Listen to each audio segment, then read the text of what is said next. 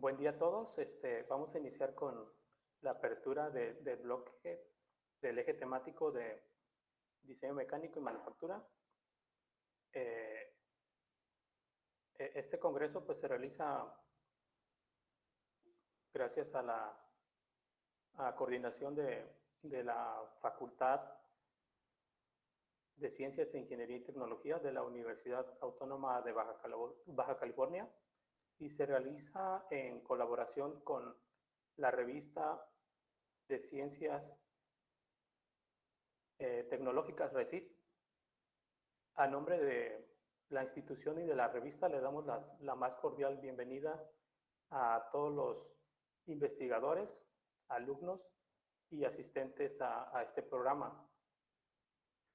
En esta ocasión pues se realiza por tercera vez este Congreso Internacional de Ciencias y bajo la modalidad virtual.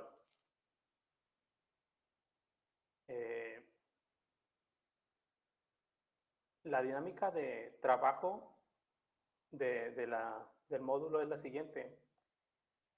Los alumnos investigadores y investigadores tendrán una sesión de 10 minutos para realizar la presentación del tema, seguidos de un tiempo de 5 minutos para habilitar la sesión de preguntas que pudieran surgir por parte de los asistentes.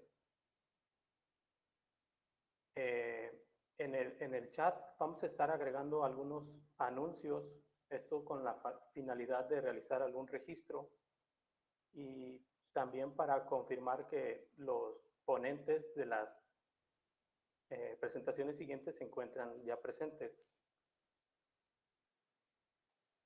Bien, para iniciar la sesión tenemos la presentación del alumno José Ramón Loa Parra. ¿Nos puedes confirmar si ya te encuentras presente? Sí, es órdenes. Buenos días, maestro. Sí, aquí estoy. ¿Pudieras, por favor, ir preparando la presentación para compartirla? Bueno, este proyecto es el diseño de un equipo de ensayos de desgaste pin on disc para materiales metálicos inmersos en fluidos. La siguiente, por favor.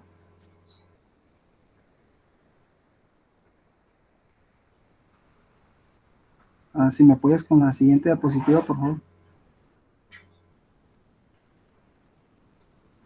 Bueno, los puntos que vamos a tocar aquí es introducción, nuestros objetivos, la metodología, resultados y conclusiones. Bueno, el tribómetro es un equipo para realizar pruebas de desgaste y lubricación entre dos objetos que interactúan entre sí, los cuales es el principal objetivo de la tribología. En la figura 1 tenemos un diagrama de un tribómetro conforme a la norma ASTM G99, donde se cuenta con los dos objetos principales, que es un disco que gira a ciertas revoluciones y una probeta que se le aplica una carga y genera contacto con el disco y genera una fricción.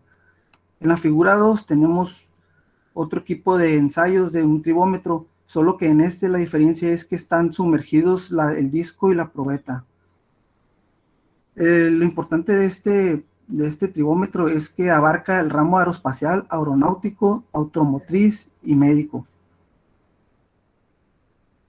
El primer tribómetro fue diseñado por Leonardo da Vinci en 1493, solo que solo quedó en diseño, nunca se fabricó la máquina. En la figura 4, a la actualidad, en el 2020, tenemos bueno, aquí está modificado.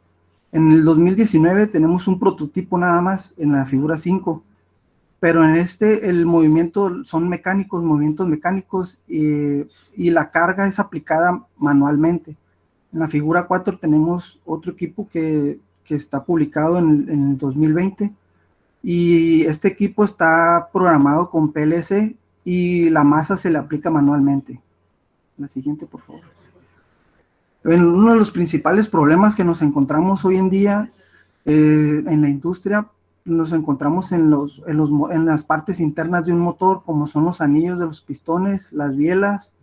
Otros problemas que nos encontramos muy seguidos son los dientes de engrane, los acoplamientos, desgaste entre componentes de las máquinas, freno de embrague, cojinetes de fricción en seco, articulaciones artificiales de cadera y otras que son las herramientas utilizadas en fabricación como los punzones, prensados y cuchillas de corte. Por eso es importante desarrollar este equipo, ya que los beneficiarios van a ser los estudiantes y los maestros de la universidad. El objetivo general es el realizar el diseño preliminar de un tribómetro pin-on-disc que funcione de manera automatizada con el uso de componentes electrónicos y digitales, con el uso de un software con materiales y componentes de bajo costo y de fácil acceso en el mercado. Este proyecto se va a desarrollar en 4 etapas. Ahorita estamos en la etapa primera, que es el diseño del tribómetro, y seguido de la etapa 2, que va a ser el desarrollo de un software para controlar y visualizar los datos. En la etapa 3 va a ser la fabricación con el método de manufactura asistida. No todos los componentes, solo van a ser algunos, los más críticos, los que tienen tolerancias más críticas. En la etapa 4 se va a caracterizar el desgaste, la transferencia de temperatura y esfuerzos de componentes optimizados utilizando biocombustible. La siguiente, por favor. Bueno, ¿cuál es la diferencia entre otros tribómetros que existen hoy en día? Las partes principales que voy a utilizar en este tribómetro son una celda de carga que va a medir en 2 direcciones. Vamos a utilizar una bomba eléctrica de aceite para van a mantener sumergido el disco y el pin. Otra de las piezas que vamos a utilizar de electrónica es una Raspberry Pi, una pantalla LCD, un sensor de temperatura con capacidad máxima de 200 grados de temperatura, dos motores stepper, un motor que va a tener un máximo de 3000 revoluciones por minuto y un microcontrolador ESP32. Bueno, la siguiente, por favor.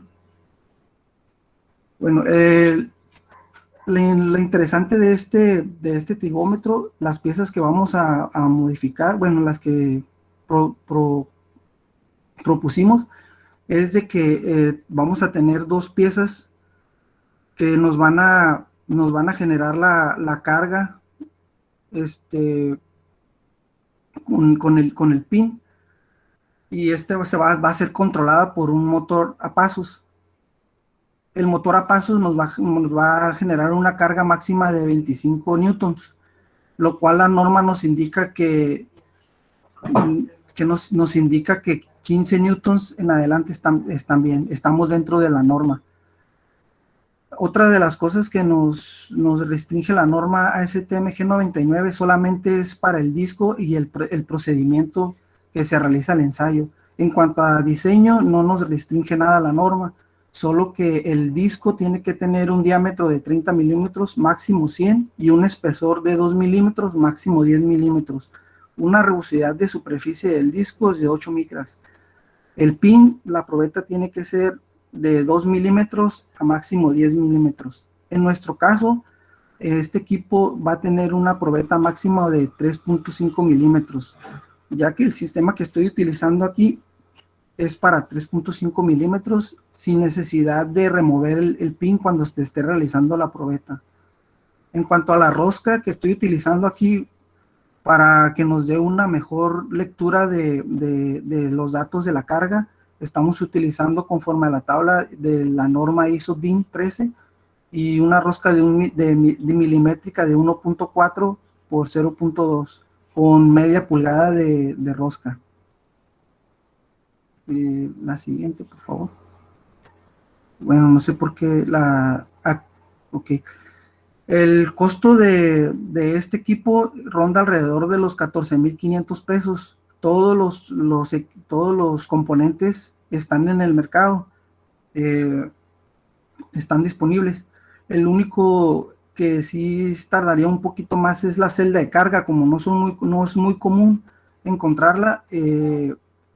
Esa es la parte, sería la más delicada ahorita por el momento para obtenerla, pero sí existe y está en el mercado, solo que sí tienen un tiempo de entrega. La siguiente, por favor. Bueno, como conclusión, se desarrolló este diseño preliminar de una máquina para tribología pin-on-disk. Se planteó un sistema de control de carga que permite mantener la fuerza de manera continua. La medición de la masa del pin se configuró mediante la implementación de la celda de carga, y mediante la medición desde el gaste del pin se determinará su masa sin retirar la probeta del equipo. El diseño de este equipo propuesto va a ser más económico que los comerciales, ya que el que yo coticé ahorita en Ciudad de México pues tiene un precio de 1.300.000 pesos, y te dan una capacitación y te lo entregan con un maletín ¿cómo se llama? De calibración, perdón. Y la siguiente. Bueno, por mi parte sería todo. No sé si tengan una duda, una sugerencia. La siguiente presentación le corresponde al egresado Cebrera. No sé si te encuentras por ahí, Cebrera.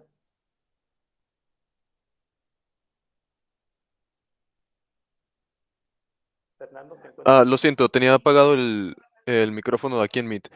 Sí, estoy aquí, estoy listo. Saludos a todo el mundo. Cebrera, sí, puedes compartir tu pantalla, por favor. Claro, Cebrera está bien. va a presentar el tema de análisis de vibraciones de una picoturbina hidráulica tipo axial usando simulación numérica. Adelante, Cebrera. Listo, no sé si ya pueden verlo. Sí, ya podemos ver tu presentación. Ok, perfecto. Voy a tratar de irme lo más rápido que pueda para las preguntas. Bueno, este es el título del proyecto. Consistió en el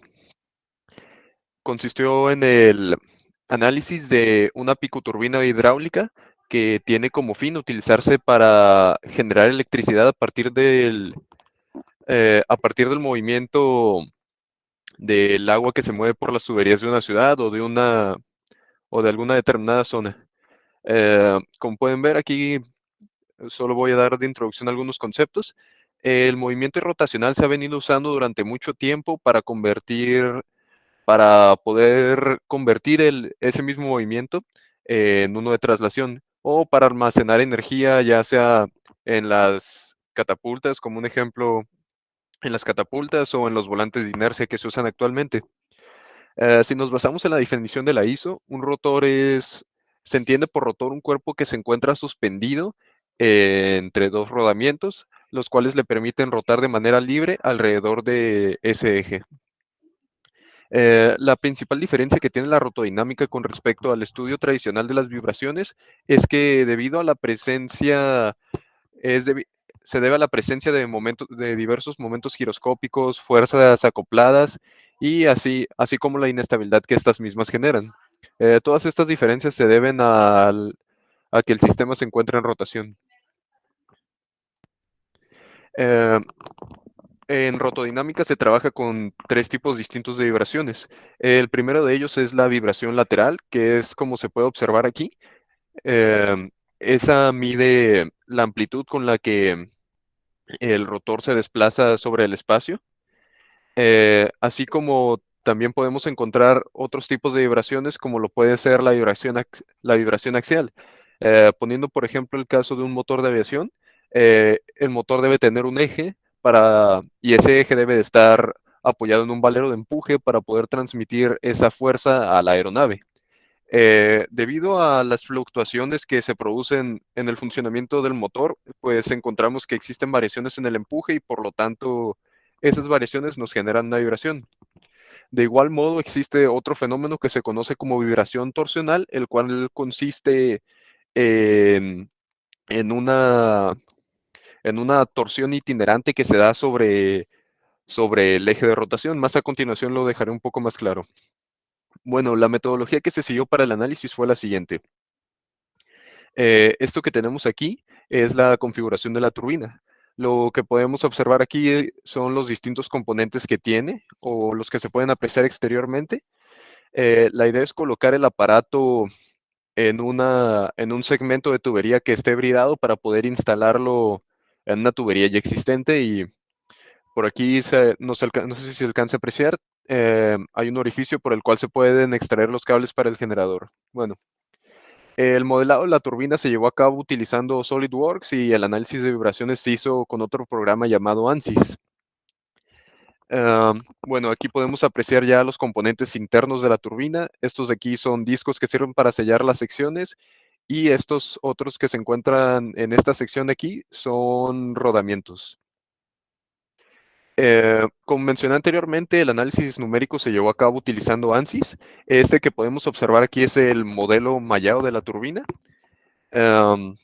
Se emplearon distintas mallas a lo largo del análisis, esto con el fin de asegurarnos de que los resultados fueran correctos. La malla que podemos observar aquí es una malla híbrida y se llama así porque contiene elementos del tipo hexaédrico y tetraédrico. Eh, Se encontró que estos elementos tienen una buena correlación entre el tiempo de evolución y la relación de los resultados.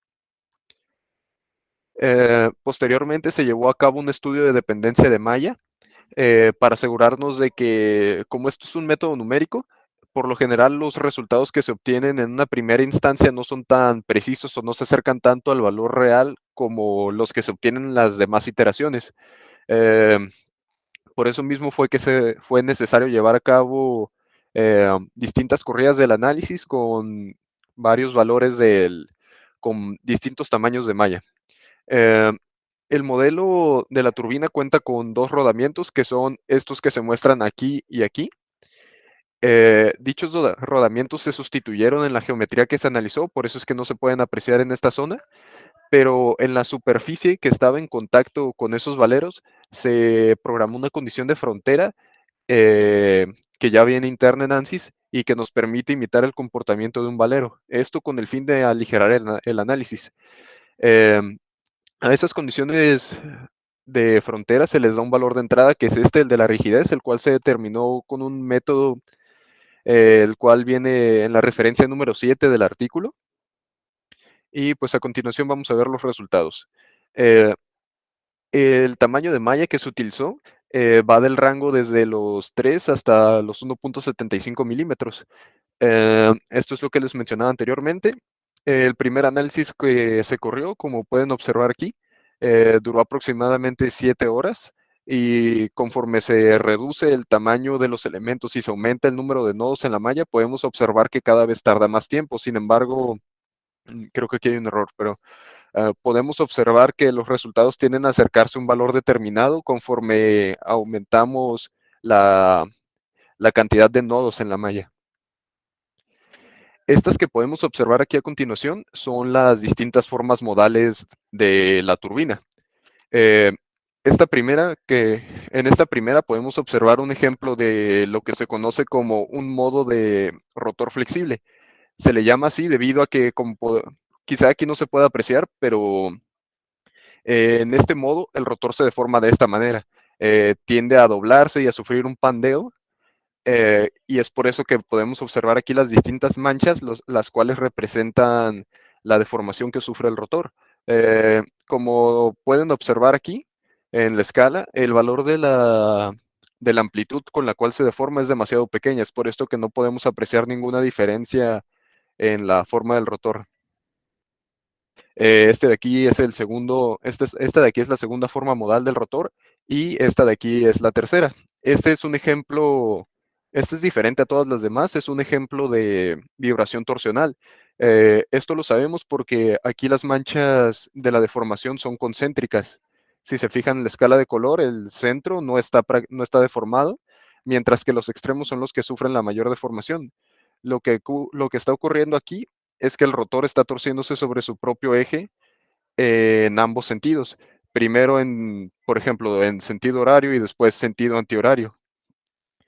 Y al hacer esto es que se produce una deformación mayor en los ejes, dado que debido a que están más alejados del centro, estos se desplazan más. Bueno, estas que vemos aquí son la cuarta y quinta forma modal. De igual manera, estas son modos de rotor flexible como la segunda y primera forma. Y este que podemos apreciar a continuación es el diagrama de Campbell. Este es un diagrama que nos permite conocer si, si nuestro sistema va a entrar en resonancia. Como se puede apreciar aquí, hay un pequeño triángulo rojo en esta zona. Esto lo que representa es que aquí a esta velocidad, que está en radianes, pero son aproximadamente 2700 revoluciones por minuto, se nos presenta una velocidad rotacional, o sea, una frecuencia de resonancia para el rotor. Lo que va a ocurrir en esta zona es que la amplitud de la vibración va a aumentar, eso es lo que se espera, y como podemos observar, esta línea negra de aquí representa una relación entre las frecuencias. Como como sabemos, pues las vibraciones tienen una frecuencia a la cual vibra. Digamos, en el caso de las vibraciones convencionales, hay la amplitud, o sí, la razón a la que está vibrando. Pero por tratarse de rotodinámica, además de tener una frecuencia lineal a la cual vibra el aparato, tenemos otra frecuencia circular a la cual se encuentra rotando. Esta línea describe la relación entre esas dos frecuencias, esta línea negra que tenemos aquí. Lo que estamos suponiendo es que digamos, si esto se convirtiera a Hertz, este otro eje, por cada Hertz que se aumentara aquí, tendríamos un aumento de otro Hertz en este otro eje. Eso es lo que estamos suponiendo. Y tomando una tasa de 1, podemos apreciar que tenemos, que el único modo de vibración que vamos a alcanzar es este de aquí, el primero. Esta que tenemos aquí es la gráfica de respuesta en frecuencia para el eje y aquí para el eje Z de la turbina. El rango en el que opera nuestra turbina ya dado en Hertz va desde 0 hasta aproximadamente este valor, que son unos 63.33 Hertz. Y como podemos apreciar, tenemos un comportamiento bastante estable en toda esta región, por lo que a pesar de que tenemos una velocidad crítica en esta zona, que es aproximadamente por aquí, no podemos esperar que el comportamiento de la turbina sea seguro. Bueno, en conclusión, después de observar los resultados iniciales, pues concluimos que de acuerdo a los gráficos de la respuesta en frecuencia que se obtuvieron, la velocidad crítica que se encuentra en el rango de trabajo de la turbina no presenta ningún peligro para la operación del sistema. Esto dado que la amplitud a la que vibra es demasiado baja. Si se fijan, se encuentra en el orden de los -9, y esto hablando de milímetros, entonces estaríamos hablando de unidades de 1 por 10 a la -12 metros, lo cual es insignificante para las tolerancias que tiene esta turbina. Bueno, sabiendo esto, podemos suponer que es seguro operar la turbina en su rango que va desde 0 hasta 3800 RPM, lo cual tiene una equivalencia en frecuencia de 0 a 63.33 Hz. Y pues basándonos en lo que observamos en las gráficas de respuesta en frecuencia, podemos esperar que la turbina opere de manera bastante estable, dado que la amplitud de la vibración es muy baja a lo largo del espectro. Y eso sería todo por mi parte. Sí, muy bien, Cebrera. Gracias por tu presentación. Bastante interesante el tema que abordas. Ahorita quisiera preguntar si se encuentra el siguiente ponente, si no para hacer algunas preguntas adicionales con respecto al tema. Si se encuentra, pues sí, nada más sería cosa de hacerle una pregunta a ponente Cebrera para poder cambiar de tema. Sí, aquí hay una pregunta que nos comenta José. Oh, la veo. Si se encuentra... permíteme leer la pregunta. Sí, sí la puedo ver la pregunta. Sí, permítame tantito. Sí, se encuentra el ponente del tema del diseño de prototipo para la automatización del ensamble de etiquetado de biosensores amperométricos. No sé si nos puede confirmar, por favor, si se encuentra en la sala.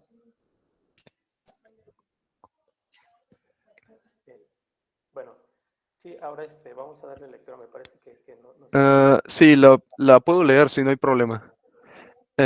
José Eli Eduardo González Durán pregunta, ¿cuáles son las características del equipo de cómputo que se utilizó para la simulación? si mal no recuerdo, la Workstation tiene un procesador Intel Xeon y 48 gigabytes de RAM. ¿O me equivoco, profe? Sí, es correcto, es correcto. Esas son las características. ¿Alguien más tiene alguna duda? Anteriormente se había utilizado un modelo, bueno, Pedro Cruz Alcántar pregunta por qué no se utilizó un modelo simplificado. Anteriormente esto es porque anteriormente se había utilizado un modelo simplificado. Tengo un par de meses trabajando con el análisis y sí se llevó a cabo un modelo que tiene discos con una masa equivalente a la del rotor. Sin embargo, los resultados que se obtuvieron en aquel caso no eran tan precisos como estos, no se acercaban a los valores que se obtuvieron esta vez. No sé si contesté su pregunta. Sí, quizás ahí podría hacerse un comparativo de los resultados del modelo simplificado con los Ok. resultados que estás obteniendo con el modelo completo. Ujú. ¿Alguien más tiene alguna pregunta?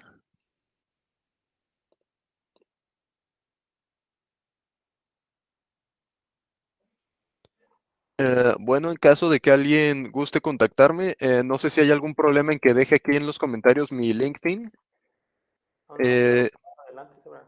Ese es mi perfil de LinkedIn, aquí me pueden encontrar y también estoy en YouTube, tengo un canal en el que realizo simulaciones numéricas, igual aquí con ANSYS y pues es este que se muestra en pantalla. Sí, comentarles, me parece que el ponente de la presentación que le correspondía de 11:30, 11:45 no se encuentra, entonces estamos tratando de aprovechar el tiempo con Cabrera. Comentarles que es egresado por ahí, ya está realizando pues labores profesionales en una empresa y actualmente está abriendo camino para el área de diseño utilizando este programa. Oh, sí, de hecho, bueno, no creo que haya problema, pero sí, de hecho en este preciso momento estaba trabajando con ANSYS en el trabajo. Exacto, sí, para los estudiantes que nos acompañan, que sepan que es una herramienta que se está utilizando actualmente y muchas empresas están tomando en cuenta el uso del programa para los egresados, ¿no? Y bueno, ese es un caso de éxito con Severa porque sí ha podido traer a la industria de Tijuana. Sabemos que algunas otras ya manejan este programa, pero está todavía incrementando el campo de aplicación de ANSYS aquí en la región. Ujú. Ok, gracias Pedro. Sí, parece que comenta que el micrófono se escucha muy bajo. Ok, gracias Pedro. Sí, voy a tratar de alzar un poquito más la voz. Sí, adelante, no sé si alguien tenga alguna otra pregunta. Igual ahí el comentario, digo, pues actualmente laboro en una empresa donde fabricamos tinas de hidromasaje. No sé, voy a intentar compartirlo, lo que estoy haciendo. Eh, Esto es en lo que me encuentro, bueno, creo que no se ve aún. Este es el proyecto en el que me encuentro actualmente trabajando. Para lo que estamos implementando ahorita, originalmente el análisis numérico es para evaluar las estructuras que estamos diseñando aquí. Tenemos un departamento de diseño aquí en Tijuana que está creciendo y pues la idea es próximamente buscar más practicantes para esta área y las de diseño, por si, me imagino que aquí hay varios estudiantes, por si alguno o alguna le llega a interesar, pues incorporarse a la empresa.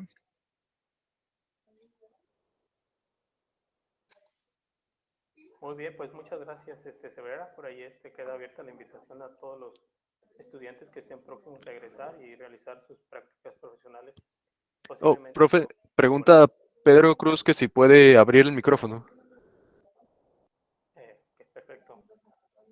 Déjeme abrirlo.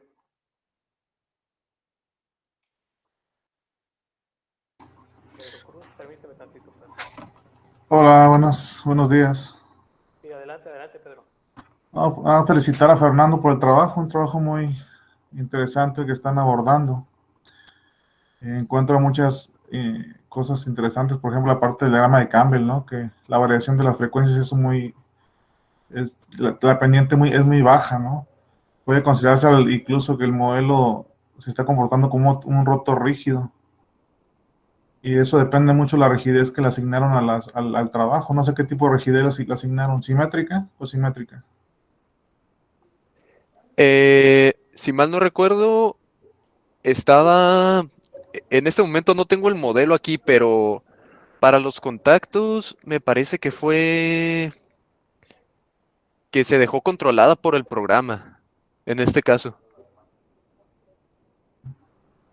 Ajá, creo que se dejó controlada por el programa, pero sí me parece muy interesante la observación y no lo había pensado. Sí se está comportando, de hecho, como un rotor rígido.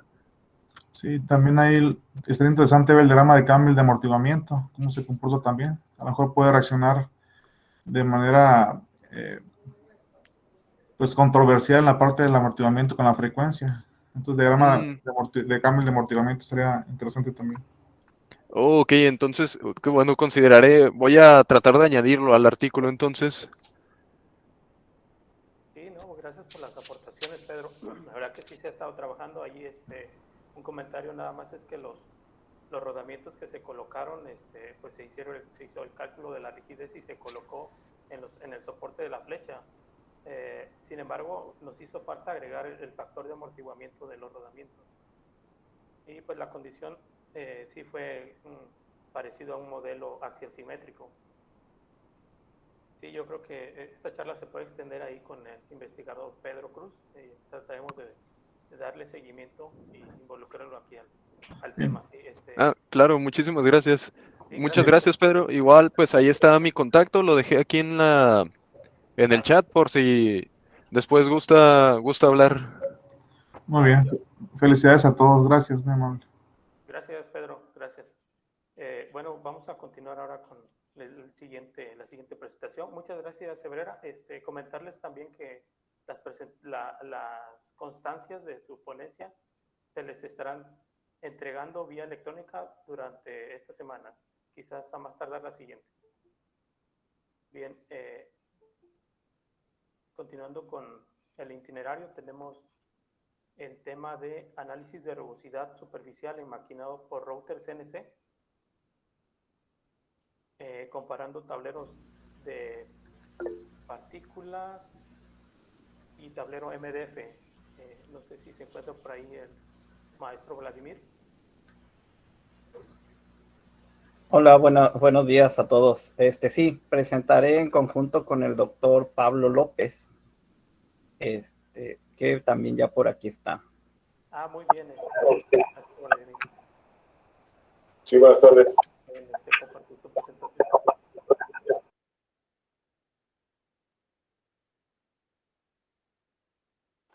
Bien, entonces voy a iniciar yo, su servidor Pablo López Albarrán. Agradezco la oportunidad, voy a compartir pantalla.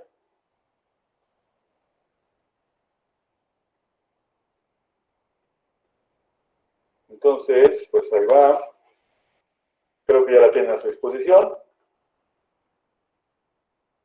Así es de que pues inicio. Sí, ya como se me vuelve a presentar el título, como lo pueden apreciar, nuestro interés es observar cómo las operaciones típicas en los tableros de partículas, los paneles de madera, a base de madera, pueden estandarizarse o darle seguimiento a su calidad en el armado de productos, muebles, a partir del fenómeno de la rugosidad superficial, una cuestión bastante medible, bastante asequible en la actualidad, y eso nos ha llevado a estimar cómo cuantificar y mejorar los parámetros de maquinado, insisto, para el armado de muebles. Su servidor, Pablo López Albarrán, en conjunto con los colegas y hoy en colaboración con el profesor Vladimir Becerril Mendoza, vamos a desarrollar esta presentación en conjunto. Yo voy a platicarles de la introducción y la motivación de este trabajo.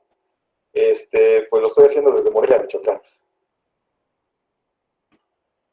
Bien, como es de todo sabido, pues la madera es un material muy cotizado para diferentes funciones en el mobiliario y en la construcción, por lo que tiene un mercado muy amplio, de alto impacto económico, y se le ha estado reconociendo lo que ha sido siempre. El material madera, pues es un material sustentable.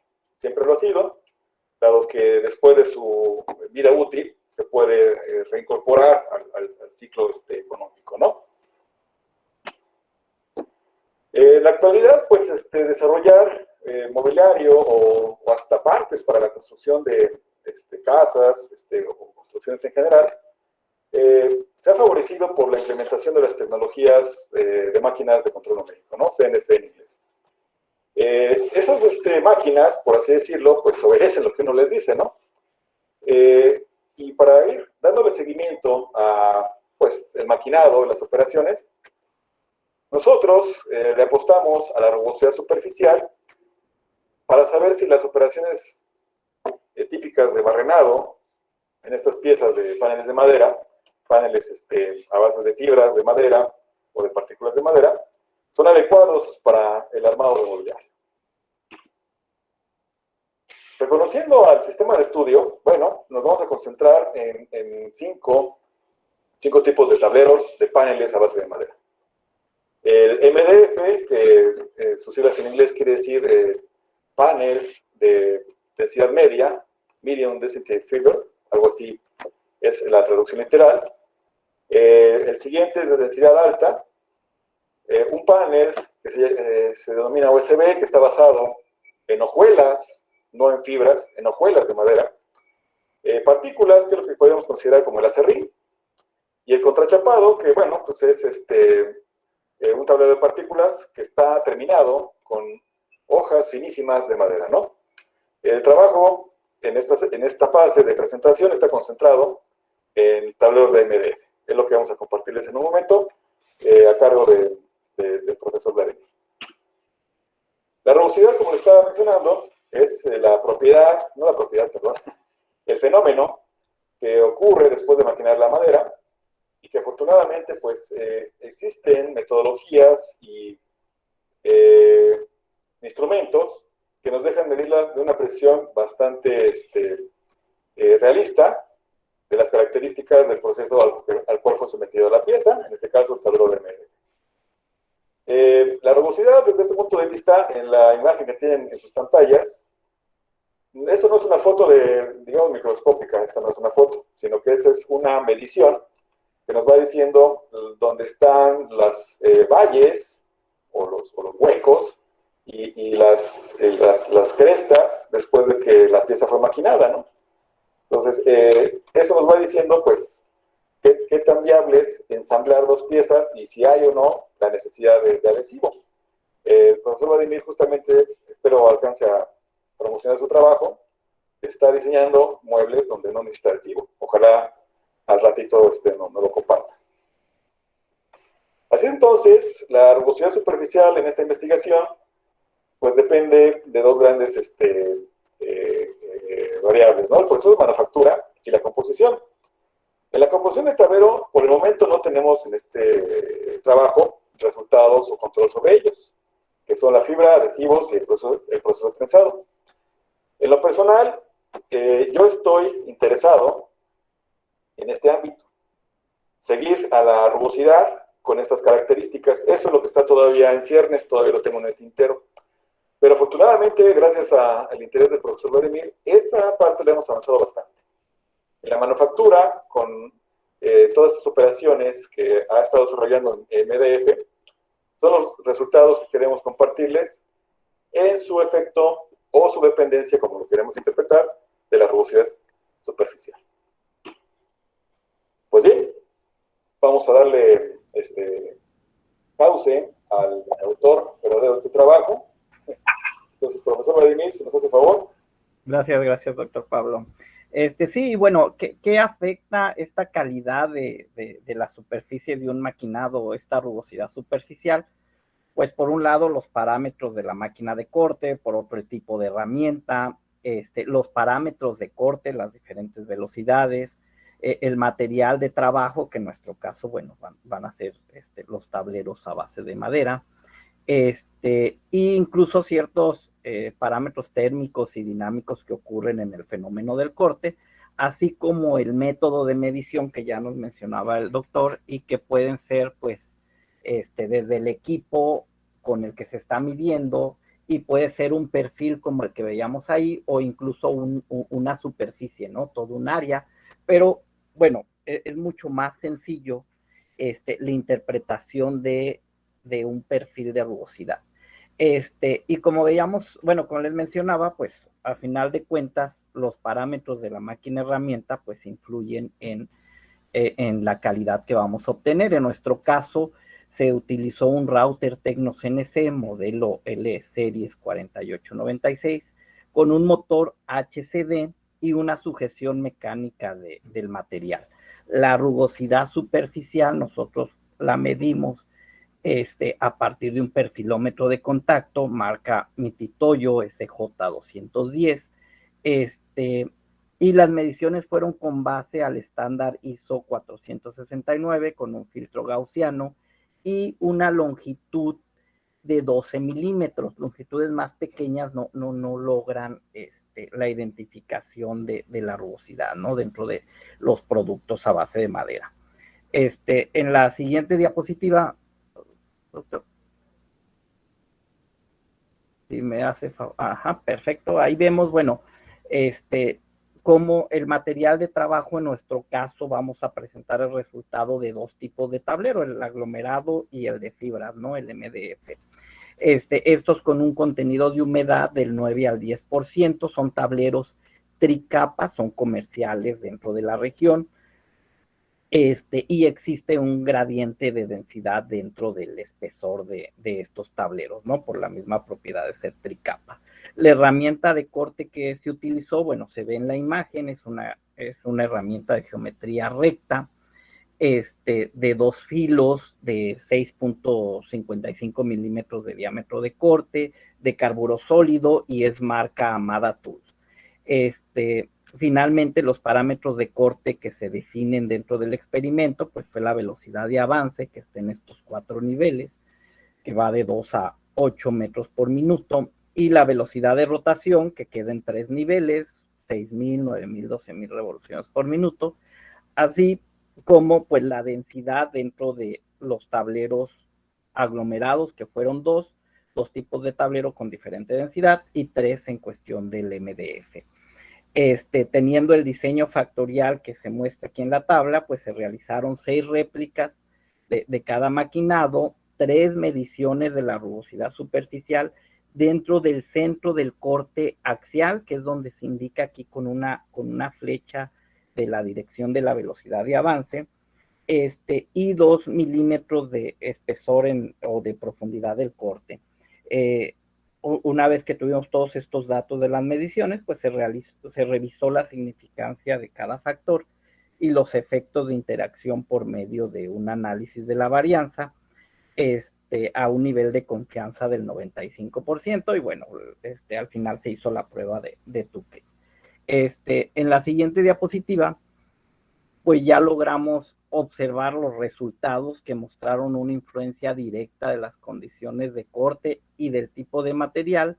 La diferencia entre los tableros de partículas y los de MDF pues es muy clara, se logra identificar a partir del promedio de la rugosidad superficial y los rangos de medición, ¿no? Incluso ahí se observan del máximo y mínimo, se identifica una mejor calidad en los tableros MDF y una mayor dificultad incluso de la medición de la rugosidad en los tableros de partículas, como también se identifica ahí en el porcentaje del coeficiente de variación, ¿no? Donde es el doble en los tableros de partículas que en los tableros MDF. Y bueno, a partir de esto, de estos datos, pues se verificó que las mediciones y los factores cumplieran con la homogeneidad en la varianza y la distribución normal para realizar la varianza en cada uno de los tipos el análisis de la varianza, perdón, en cada uno de los tipos de tablero, que sería la siguiente diapositiva. Ajá, por ejemplo, aquí vemos primero pues el resultado dentro de los tableros de partículas, ¿no? La densidad del tablero, la velocidad de avance y la velocidad de rotación, pues fueron los 3 factores altamente significativos en la incidencia de la rugosidad. Aquí mismo logramos observar en la gráfica pues los efectos principales de cada uno de estos factores y entre los diferentes niveles. Y bueno, también se presentan los resultados de la prueba de Tukey. Las mediciones que comparten la letra son significativamente diferentes, por lo que los parámetros de corte que permiten obtener la mejor rugosidad o la rugosidad más baja en los tableros de partículas, pues es a 2 metros por minuto de velocidad de avance y de a 12,000 revoluciones por minuto en la velocidad de rotación, ¿no? Y en los tableros de mayor densidad, pues también se obtiene es proporcional a la calidad que se obtiene. En la siguiente diapositiva, pues observamos estos mismos resultados, pero en los tableros MDF, donde el análisis de la varianza, pues define que es altamente significativo solamente el factor de la densidad del tablero y de la velocidad de avance. Vemos la agrupación a partir de la prueba de Tukey, donde se identifica que una velocidad de avance de 4 metros por minuto genera la menor rugosidad, ¿no? Y que a mayor densidad, pues la rugosidad en el corte axial es menor. Y bueno, finalmente, pues hasta estos resultados presentados, la conclusión, que sería la siguiente diapositiva,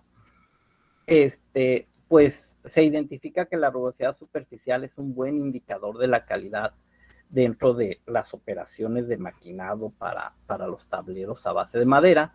Se identifica que el tipo de tablero y la velocidad de avance son variables altamente significativas en la rugosidad superficial, a diferencia de la velocidad de rotación, que solamente presentó estos efectos en los tableros aglomerados, ¿no? Los parámetros de corte dentro de los tableros comerciales en México coinciden con investigaciones de otros países, en donde uno de los elementos más importantes es esta relación entre la velocidad de avance y la densidad del tablero. Y bueno, como trabajo a futuro, pues, o que ya estamos realizando, pero ya es parte de otros experimentos, pues estamos definiendo los niveles de rugosidad que se requieren en los procesos subsecuentes a las operaciones de maquinado, ¿no? Cuando se le coloca el cubrecanto al tablero, cuando se hace una unión con adhesivo o sin adhesivo, en el proceso de lijado o en los acabados o terminados del producto. Y bueno, esto con el fin de que incida en los procesos de manufactura dentro de la industria del mueble. Y bueno, en la última diapositiva ahí están nuestros correos, cualquier cosa pues nos pueden escribir y estamos atentos a cualquier comentario o pregunta. Gracias por el espacio y el tiempo.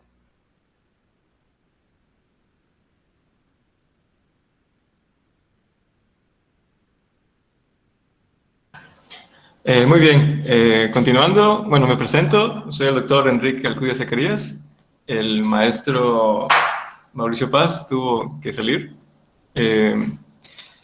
¿Alguna pregunta que tengan sobre el tema que se acaba de presentar? Muchas gracias hasta el maestro Vladimir y el doctor Pablo.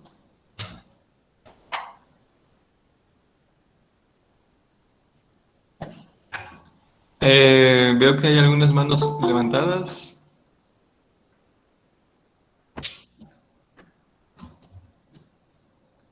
Bueno, habían.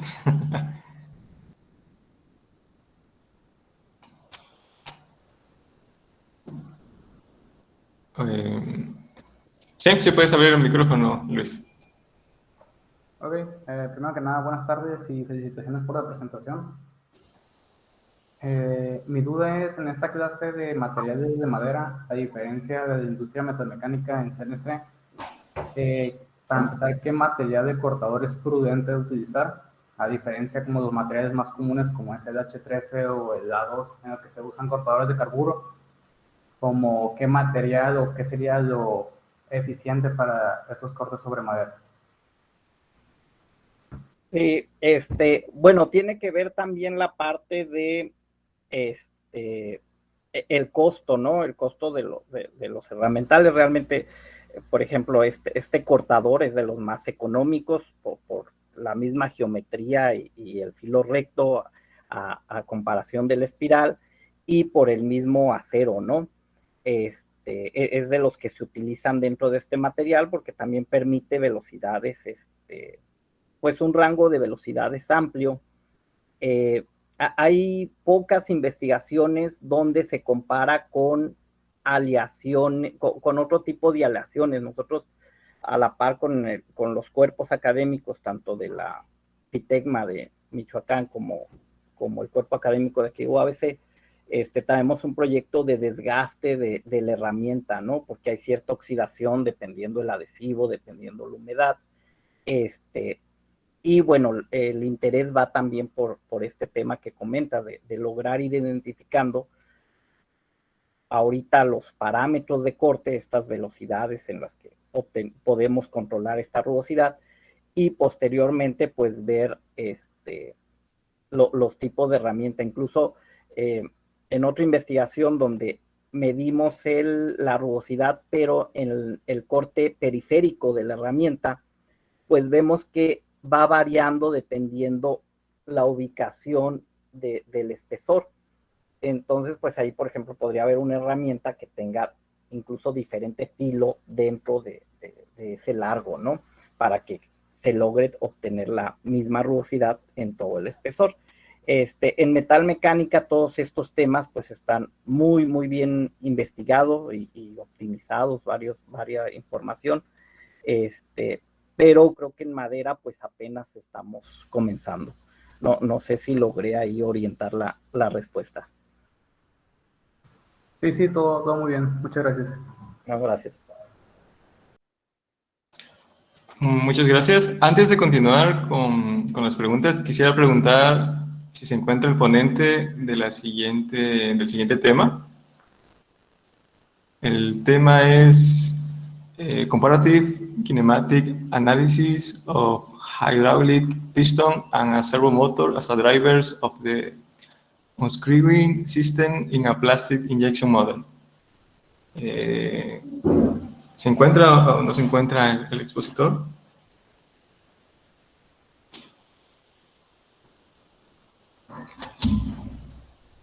Ok, pareciera que no se encuentra.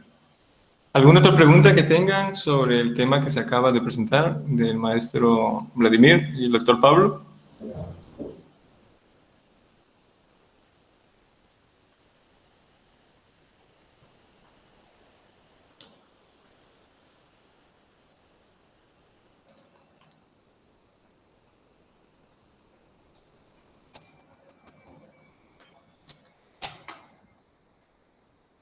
Incluso, bueno, aprovechando ahí el lapso de tiempo,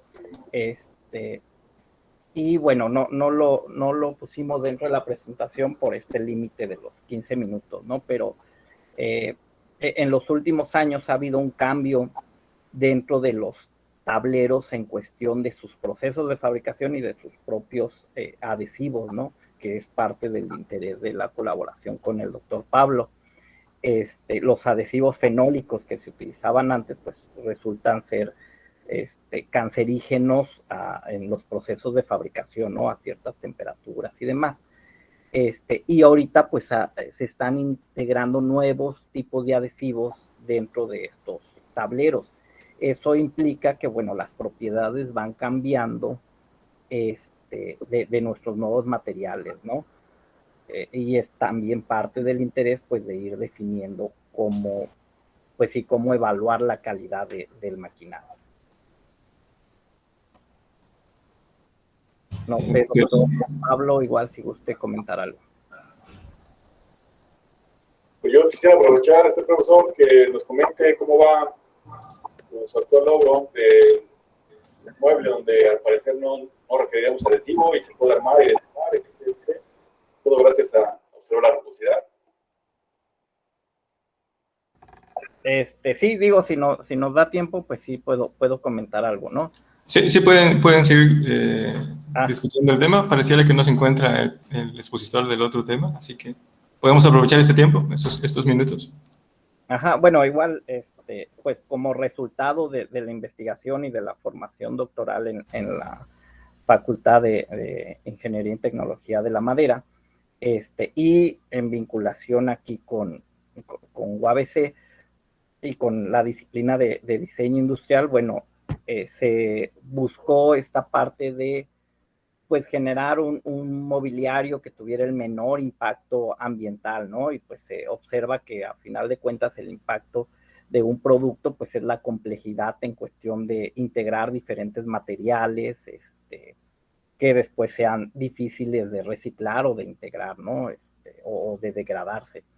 De ahí salió que pues tenemos una propuesta de un mobiliario de empaque plano, estos muebles listos para armar que compramos y nos entregan un empaque pequeñito y nosotros tenemos que ensamblar, pero que no requiere ninguna herramienta ni utensilios, ni accesorios, ni otros materiales que no sean el propio tablero rígido, ¿no?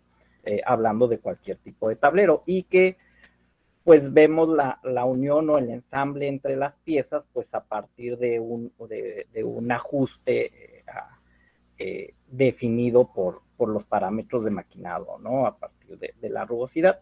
El mueble es modular, incluso ahorita por parte del organismo de propiedad intelectual, pues está en proceso para su registro como modelo de utilidad, pues para su protección y después su transferencia a alguna industria, ¿no? que le sea de interés.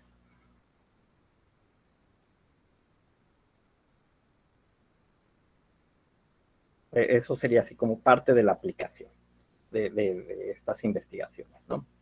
No sé si alguien tenga algún comentario o pregunta, adelante.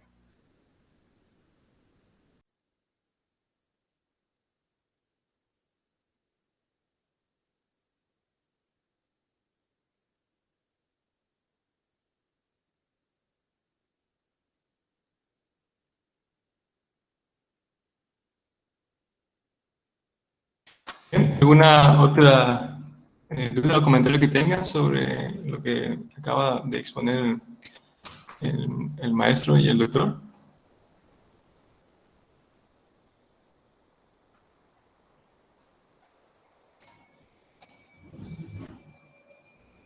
Bueno, pues nuevamente les agradecemos el espacio y el tiempo. Gracias.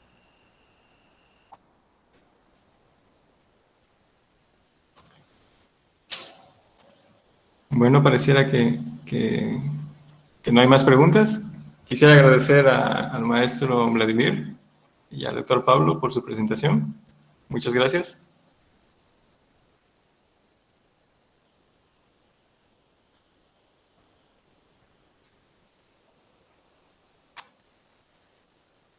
Ok. Continuando con el programa, tenemos a las 12:15 el siguiente artículo. ¿Sí? ¿Alguien quiere hablar? Adelante.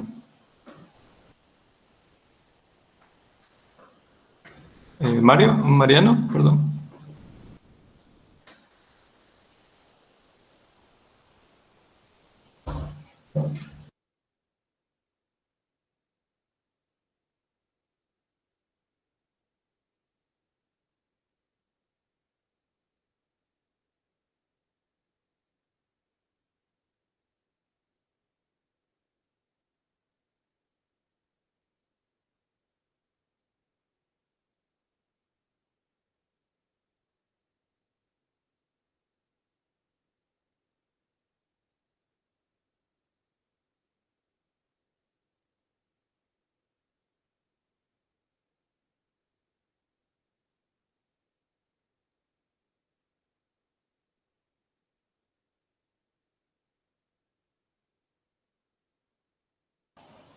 Ok, Mariana, entiendo. Vamos a esperar estos 5 minutos que quedan para las 12:15, con el propósito de continuar con la siguiente ponencia, ¿sí?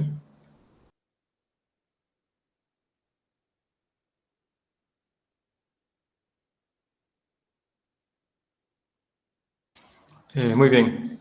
Para continuar, quisiera preguntar si se encuentra la persona...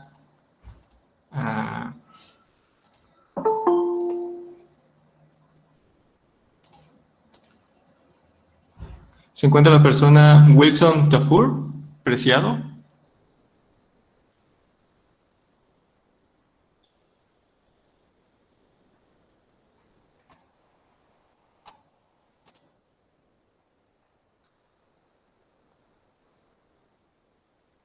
Ok.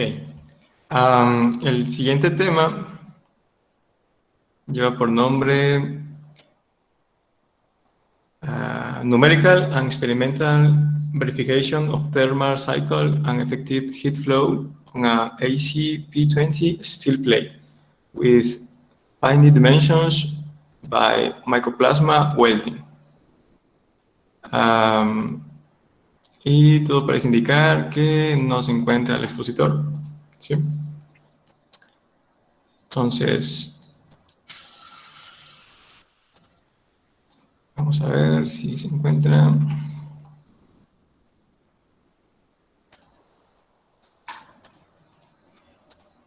No, parece que no está.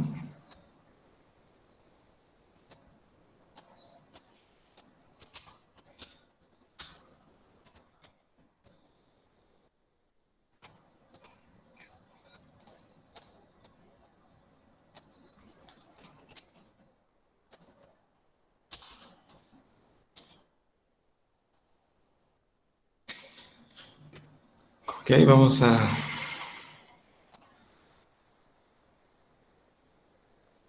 Vamos a ver.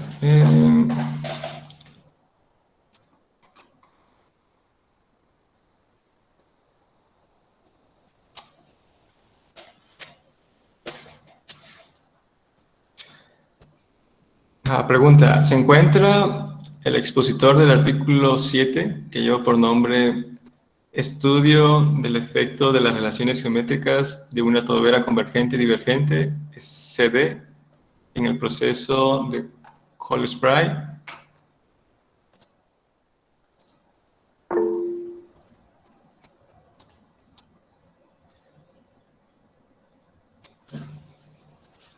Bueno, al no estar presente la persona que le tocaba de 12:15 a 12:30, podemos adelantarnos a la siguiente presentación, siempre y cuando esté de acuerdo el siguiente ponente. ¿Estás de acuerdo, Rodrigo, para continuar?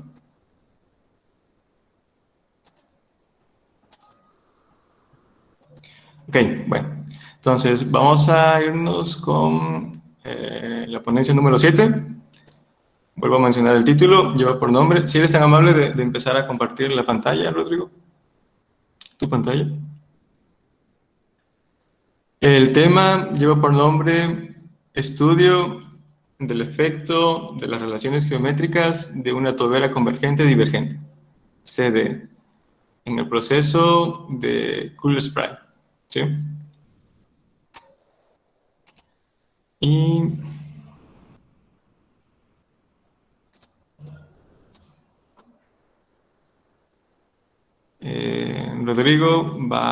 Rodrigo González Mejía va a ser el ponente. Te dejo el micrófono, Rodrigo.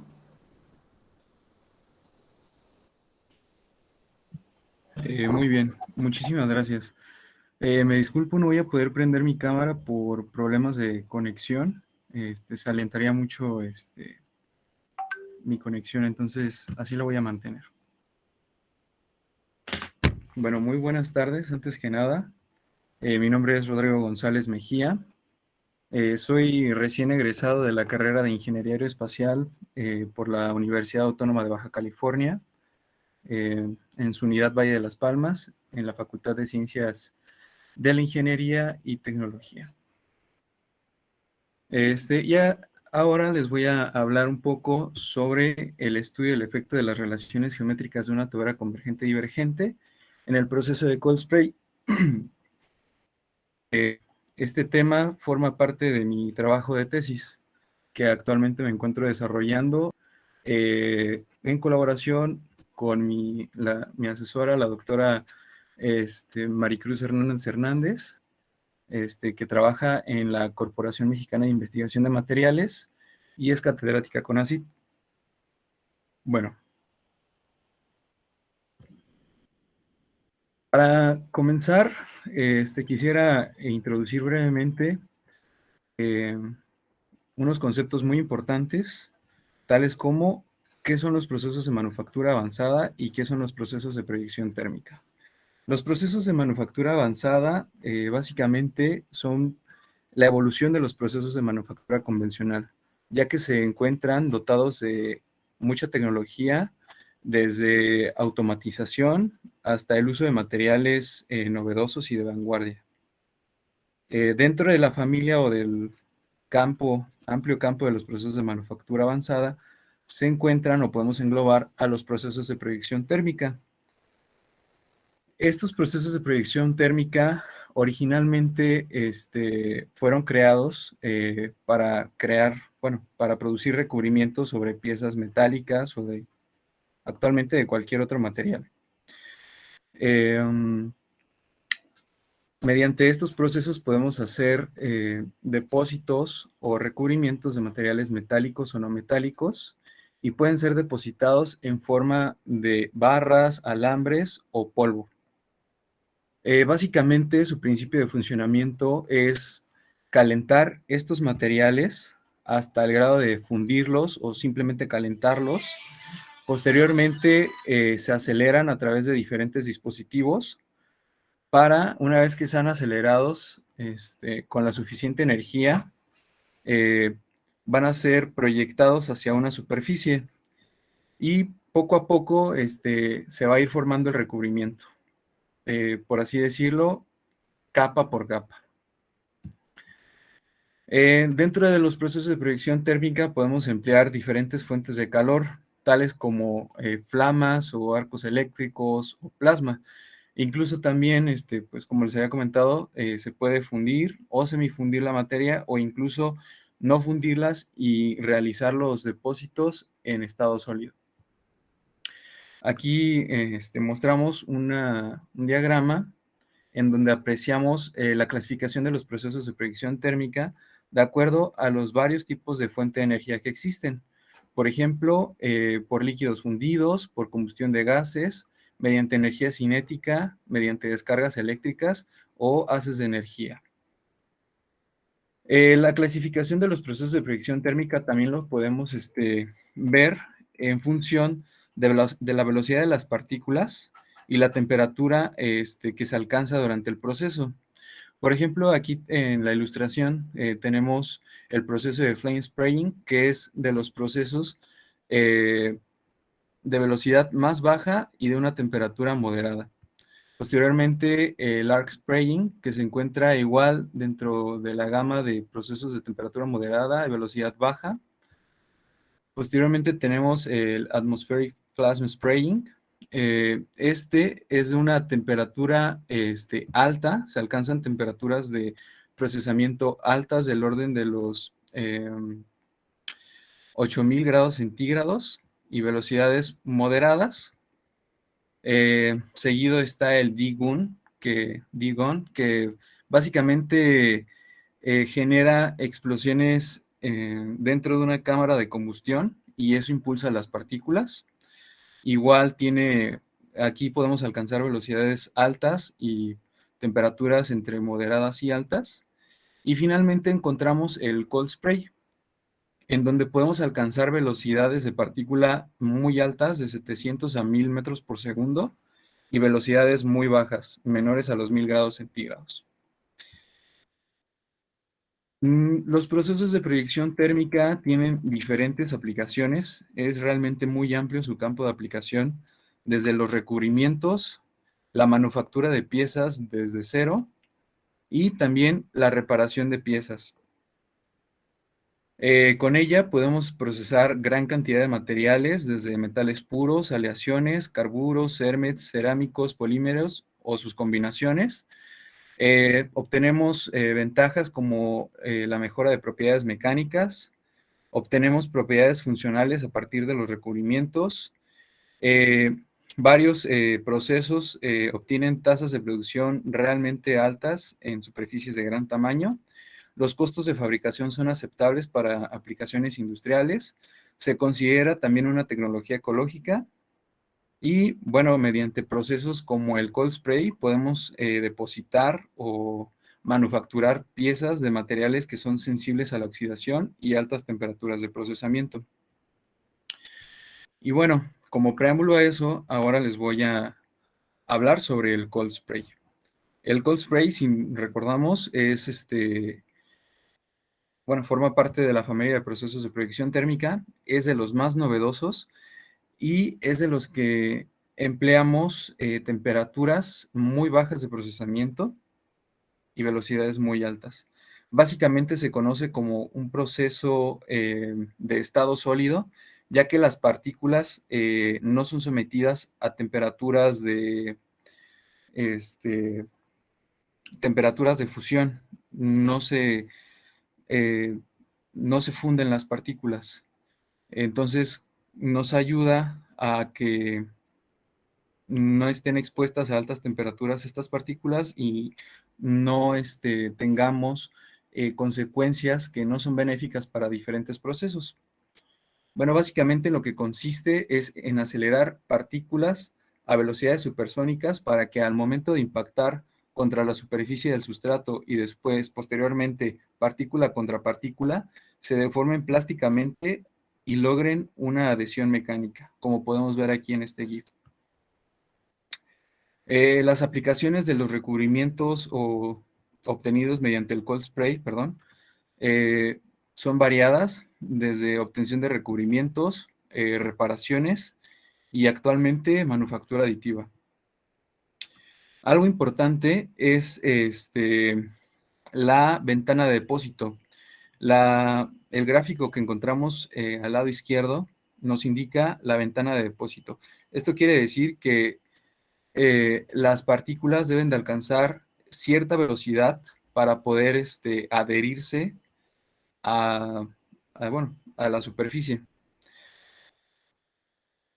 Y existen condiciones óptimas de adhesión, donde estaríamos combinando la velocidad de las partículas contra la temperatura de las partículas. Superando una velocidad muy alta de partículas, encontraríamos erosión de la superficie o del recubrimiento o del poco recubrimiento que se haya formado. Y si no alcanzáramos una velocidad adecuada, pues estaríamos encontrando poca deposición.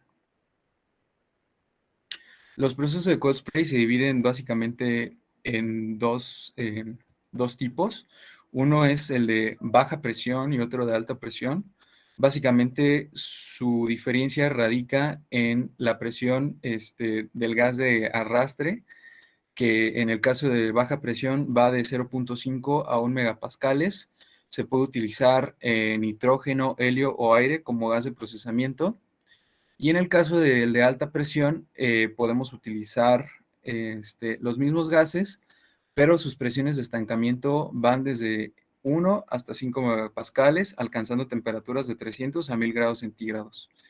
Y la velocidad de las partículas a la salida de la boquilla pueden alcanzar de 600 a 1200 metros por segundo. Aquí encontramos una tabla en donde apreciamos las principales diferencias entre estos dos procesos. Vemos pues básicamente la variación entre la presión, la temperatura de procesamiento, las tasas de alimentación, en donde observamos que con los dispositivos de alta presión, las tasas de alimentación del gas y del polvo son mucho más altas.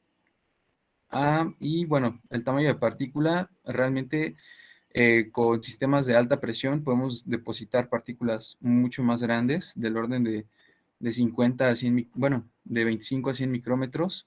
Y en el caso de los sistemas de baja presión, pues relativamente menores, desde 1 a 10 micrómetros. Las principales aplicaciones del cold spray van desde, como les había comentado, de recubrimientos, reparación de piezas, y aquí podemos observar la creación, o bueno, la manufactura desde cero, de una pieza, mediante este proceso. Hay diferentes ecuaciones gobernantes que hemos estudiado de este proceso. Una de ellas muy importante, pues, es el diseño de una boquilla de Laval, en donde encontramos que para que una boquilla de Laval obtengamos un flujo supersónico, debemos de cumplir con ciertas consideraciones. Una de ellas es que para el flujo supersónico, el número de Mach en la garganta debe ser 1, mayor de 1, para que con el incremento del área en la sección divergente cause que la velocidad del flujo se incremente hasta alcanzar velocidades supersónicas. También otras ecuaciones que consideramos son ecuaciones isentrópicas, para poder relacionar las diferentes variables como temperatura, presión y densidad en las diferentes secciones de las boquillas, como en la entrada, en la garganta y en la salida. Hay diferentes parámetros que influyen en el proceso del cold spray, desde el polvo, el gas que se utiliza y el equipo. Todas ellas van a repercutir directamente en la temperatura de las partículas, su velocidad y, bueno, esto directamente en las propiedades del depósito, desde su dureza, porosidad, esfuerzos residuales, microestructura, resistencia a la tensión, entre otras. Y aquí podemos observar una tabla que encontramos en la literatura, donde nos muestra cómo es que afecta cada parámetro en la velocidad de las partículas, su temperatura y en este caso también en el sustrato. Para el diseño óptimo de las boquillas, encontramos que hay diferentes efectos de la geometría. Uno de ellos sería el efecto de la longitud divergente, de la sección divergente, en el diámetro óptimo de la salida. Podemos ver que a longitudes de la sección divergente mayores, la velocidad que se alcanza de las partículas es mayor. Sin embargo, existe un valor óptimo, porque después de ese valor, la velocidad de las partículas tiende a disminuir. Lo mismo sucede con el diámetro de la garganta y el efecto de la sección divergente también en la salida de las partículas. Para esto, el trabajo de tesis incluye también un apartado experimental que se está desarrollando en el Laboratorio Nacional de Proyección Térmica, ubicado en la ciudad de Querétaro. Y, pues bueno, aquí estas dos tablas representan del lado izquierdo los equipos con los que cuenta el Laboratorio de Proyección Térmica y del lado izquierdo las condiciones de operación que vamos a utilizar para nuestros experimentos, variando principalmente dos geometrías de las boquillas, la temperatura del gas y la presión del gas. También hicimos uso de una herramienta llamada KSS, Kinetic Spray Solutions. Este software básicamente es una base de datos que nos permite predecir el comportamiento del proceso y nos da diferentes aspectos, información del proceso, tal como la velocidad que alcanzan las partículas y la eficiencia de depósito. Como podemos observar aquí en este gráfico, con empleando las condiciones que nosotros vamos a utilizar en nuestros experimentos, lo metimos a esta herramienta y nos muestra que vamos a obtener una eficiencia de depósito de 1.15 y las partículas están dentro de la ventana de depósito, por lo que van a ser en su mayoría depositadas o se van a adherir, obteniendo una eficiencia de depósito del 91%. Y bueno, como conclusiones, pues sabemos que el proceso de cold spray tiene un amplio potencial para la industria mexicana en diferentes áreas, desde la aeroespacial hasta la biomédica. Existe una extensa documentación del proceso de cold spray, desde su estudio experimental, con diferentes materiales, diferentes industrias y materiales sensibles a la oxidación. Existen estudios teóricos, modelos numéricos, entre otros.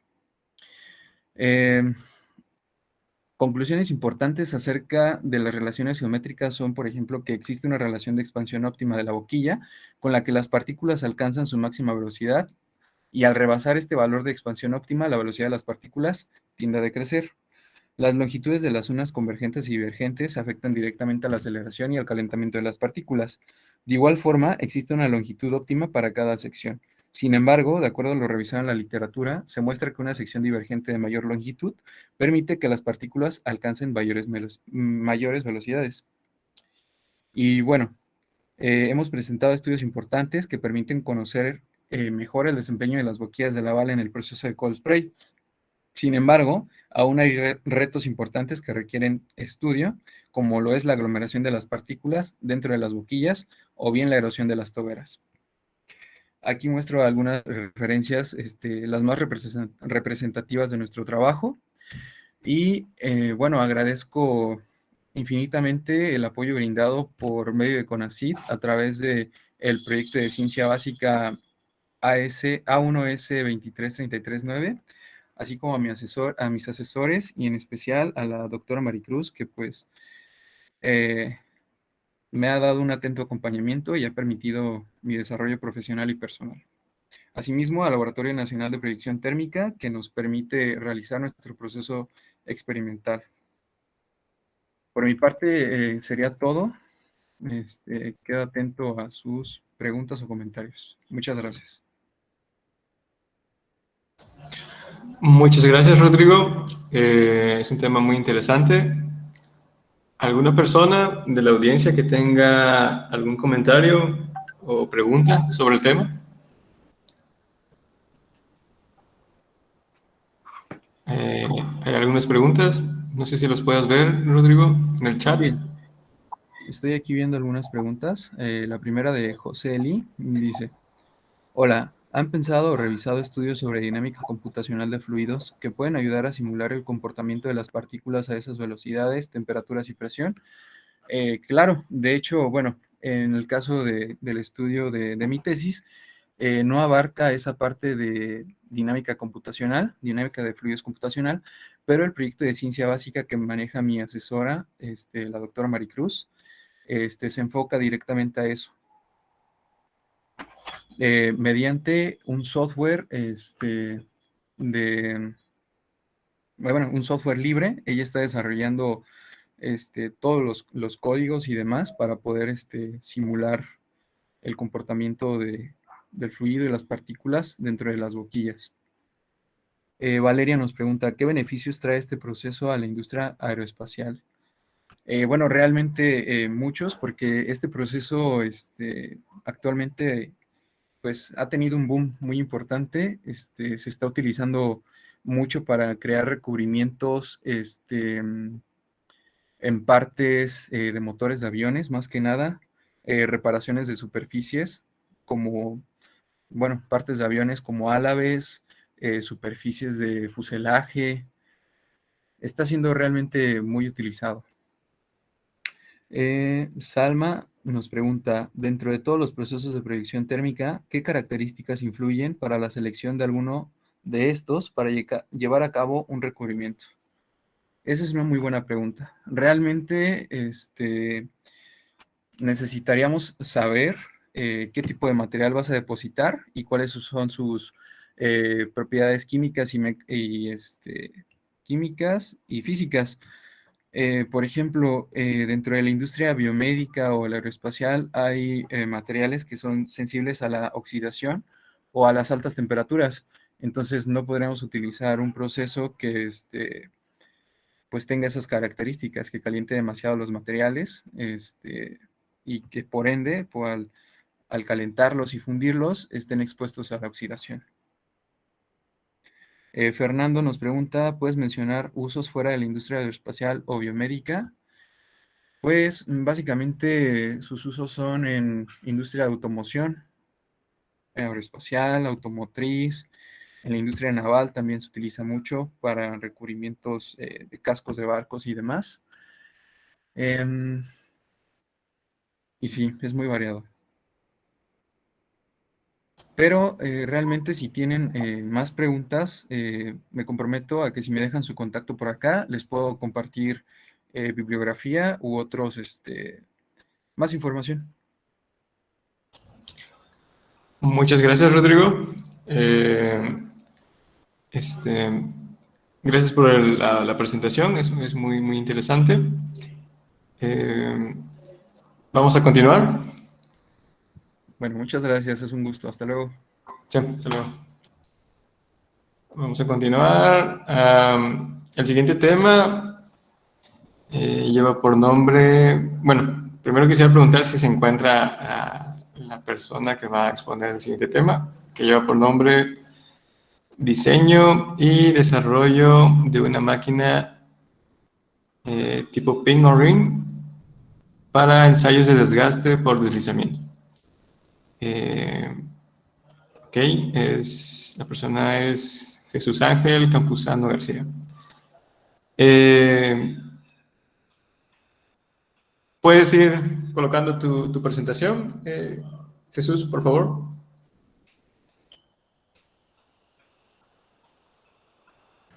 Sí, buenas tardes. Sí, buenas tardes.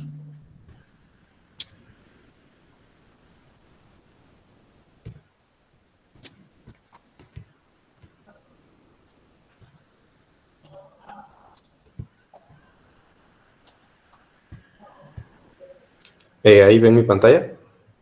Sí, la vemos. ¿Podrías darle unos clics para ver si se mueve las diapositivas? Ah, sí se mueve, sí está bien. Bueno, buenas tardes a todos. Sí, perdón. Sí, bueno, voy a volverte a presentar. Okay, gracias.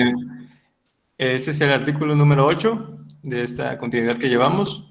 Lleva por nombre diseño y desarrollo de una máquina tipo on-ring para ensayos de desgaste por deslizamiento. Es presentada por Jesús Ángel Campuzano García. Así que tienes el micrófono, Jesús. Bueno, buenas tardes a todos. Les voy a platicar sobre el proyecto de diseño y desarrollo de una máquina de desgaste tipo pin on ring. Los autores de este trabajo son los profesores José Eli Eduardo González Durán, Mariano Braulio Sánchez y Pedro Durán Reséndiz, mi compañero David Díaz Medina y su servidor Jesús Ángel Campuzano García. Bueno, para comenzaré hablando sobre las pruebas tribológicas. Estas pruebas nos permiten obtener información del desempeño tribológico de los materiales. Sin embargo, algunos factores que influyen directamente en los resultados de estas pruebas son la fricción, el desgaste, la lubricación, mecanismos de falla, entre otros.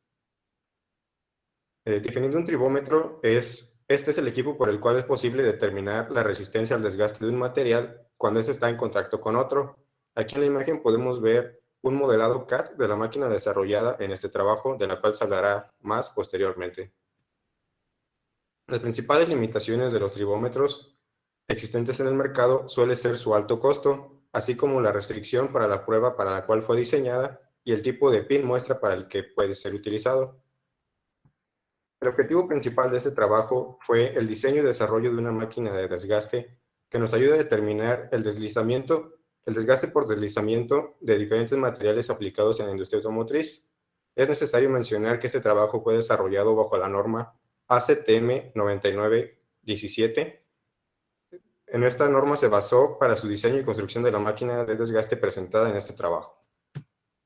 Para cumplir con el objetivo previamente mencionado, se desarrolló una metodología, la cual se siguió paso a paso y dando continuidad a la etapa de diseño y desarrollo, se llega al momento de seleccionar nuestros elementos mecánicos, eléctricos y electrónicos que complementarán la máquina. Algunos de estos elementos son el motor eléctrico trifásico, un variador de frecuencia, el acero que se usa para el disco de desgaste, el perfil Bosch que será utilizado para la base de la máquina, y para sujetar el pin muestra se tiene el uso de un broquero para taladro de banco, así como el uso de unas varillas roscadas de media pulgada de diámetro y unas guías de deslizamiento. Pasando a la instrumentación de la máquina, se usarán una celda de carga de 20 kilos con su respectivo amplificador, así como un termopar con un módulo necesario para su funcionamiento. También se agrega el uso de un encoder rotatorio incremental. Dentro de las especificaciones de nuestro motor eléctrico, es necesario mencionar que este fue conectado en delta y fue alimentado con un voltaje de 250 volts a 280, obteniendo una potencia de 0.90 kilowatts y unas revoluciones de 1690, demandando una corriente de 3.30 amperes y generando un torque de 5.08 newtons metro. Una vez mencionadas las especificaciones del motor, se procede a realizar la selección de nuestro variador de frecuencia. En este caso se seleccionó un Mitsubishi Electric que cumple con las especificaciones de corriente demandada y potencia generada por el motor, por lo cual es seguro su uso en esta aplicación. Con base a la generación del disco de desgaste se trabajó en base a un acero ICD2 que fue tratado térmicamente y su dureza fue medida en un durómetro, obteniendo un valor promedio de 95 HRC. La manera de acoplar este disco a nuestra máquina consiste del desarrollo de un cople que fue maquinado en un torno CNC. Esto es necesario ya que la carga aplicada durante el ensayo será directamente sobre el eje del motor, como se puede ver en la figura. A su vez, se desarrolló un mecanismo de aplicación de carga en el que se incorpora el uso de las varillas roscadas y de las guías de deslizamiento mencionadas previamente, así como de la incorporación de una base para la celda de carga. Del mismo modo, se agrega el broquero, que será el elemento por el cual se sujetará el pin muestra durante el ensayo. Continuando con la etapa de resultados, se obtuvo un modelado en CAD de la máquina desarrollada, en el que se incorpora el motor eléctrico, el mecanismo de aplicación de carga, la base de la máquina, el disco y el cople previamente mencionados, así como se le agregó una protección para el usuario, para que al momento del ensayo no sea factible que ocurra un accidente o cualquier rebaba que brinque hacia fuera de la máquina. Continuando con la instrumentación, se determinó trabajar bajo la plataforma de Arduino, específicamente con un Arduino Genuino 1, y en base a este se eligieron los sensores que complementarán la máquina. Se trabajó en conjunto con LabVIEW para el desarrollo del panel de control. Procediendo con la conexión de los sensores, se tiene la conexión de la celda de carga mostrada en la imagen del lado izquierdo con su respectivo amplificador, así como el sensor infrarrojo de la celda del encoder, y el módulo donde se conecta el termopar. Este es el panel de control desarrollado en colaboración con Arduino y LabVIEW, en el que se pueden mostrar 3 indicadores. Cada uno de estos indicadores nos muestra una de las variables de interés. En este caso, las variables de interés son la temperatura que se tiene entre las superficies en contacto, la velocidad a la que está girando el motor y la carga que está siendo aplicada durante el ensayo. Como etapa final, la integración de la máquina, tenemos un panel de control en el cual se tiene un centro de carga en el que se conectaron 3 pastillas. Cada una de estas pastillas controlará una de las fases del motor, ya que es trifásico, se requiere el uso de 3 de estas. Del mismo modo, se tiene un variador de frecuencia previamente mencionado y se realiza la conexión entre los elementos centro de carga, variador de frecuencia y motor. Del mismo modo, se puede observar el Arduino y el protoboard. Cabe mencionar que la función del protoboard es solamente para proporcionar la alimentación de los sensores, ya sea con 5 volts o con la GND. Antes de dar inicio al encendido de nuestra máquina, es necesario calibrar algunos parámetros de nuestro variador de frecuencia, como lo son el parámetro 1, 2, 7, 8, 80, 81 y 82. Estos son los parámetros básicos que nos garantizan ofrecerle una seguridad al usuario de la máquina, así como no comprometer la integridad de nuestros componentes eléctricos o electrónicos. Por ejemplo, el parámetro 7 nos establece cuánto tiempo le tomará al motor llegar a la frecuencia establecida, y de igual manera el parámetro 8 cuánto tiempo tomará de la frecuencia establecida hasta que el motor se detenga. Por lo tanto, estos parámetros son de sumamente interés para el desarrollo de la máquina. Durante el desarrollo de la máquina se hicieron cálculos y simulaciones en algunos de los elementos que se someten principalmente a cargas o esfuerzos de la máquina, como es el caso de la celda de carga y del eje del motor. Los resultados obtenidos se encuentran dentro de un rango seguro, ya que se evaluaron con el doble de carga que será aplicado sobre la máquina, que en este caso serían 392.4 newtons, y aún así los resultados se obtenieron dentro de un rango seguro. Por lo tanto, se procedió a continuar con el desarrollo de la máquina, ya que todo está dentro y no generaría ningún impacto negativo en la máquina. Finalmente, se tiene la máquina completamente integrada, en la cual se encuentran los mecanismos o elementos necesarios para arrancar nuestra máquina, así como el mecanismo de aplicación de carga, motor eléctrico, el pin portamuestras, el disco y el cople mencionados, y la protección para el usuario. Como conclusión, se desarrolló y se diseñó una máquina de tipo pin-on-ring, en la cual se hizo una instrumentación en LabVIEW y Arduino, además de la implementación de SolidWorks para el modelado en CAD. Del mismo modo, se diseñó y se desarrollaron los elementos estructurales necesarios para complementar la máquina, como puede ser el maquinado de nuestro acople. Se seleccionó de manera adecuada el material para el acero del disco de desgaste, de acuerdo a lo establecido en la literatura, así como en el panel de LabVIEW se tienen visibles variables de interés como son la velocidad, la carga aplicada y la temperatura entre superficies. Como trabajo a futuro, se tiene como objetivo desarrollar pruebas y los resultados de estas pruebas compararlos con los ya reportados en la literatura. De esta manera comprobaremos si nuestra máquina funciona correctamente. Y como etapa final de la máquina, se implementará un sistema de visión artificial, el cual el objetivo sería que optimice las pruebas de desgaste, ya que no será necesario retirar el pin muestra de la máquina. Estas son algunas de las bibliografías citadas para esta presentación, y por mi parte sería todo. Muchas gracias.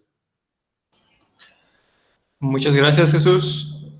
¿Alguna pregunta o comentario que tenga por parte de la audiencia? Hay algunos. Dice Salma, pregunta. Hola, buenas tardes. ¿Cuál sería la principal falla de la máquina Pin-on-Ring? El principal inconveniente que se puede llegar a dar, de acuerdo a la naturaleza con la cual se desarrolló la máquina, puede ser al momento de que tú maquines el acople, ya que este debe ser sumamente preciso para garantizar una correcta rotación y eliminar vibraciones, ya que la fuerza está aplicada directamente sobre el eje del motor y a su vez el broquero ejerce la fuerza sobre la celda de carga.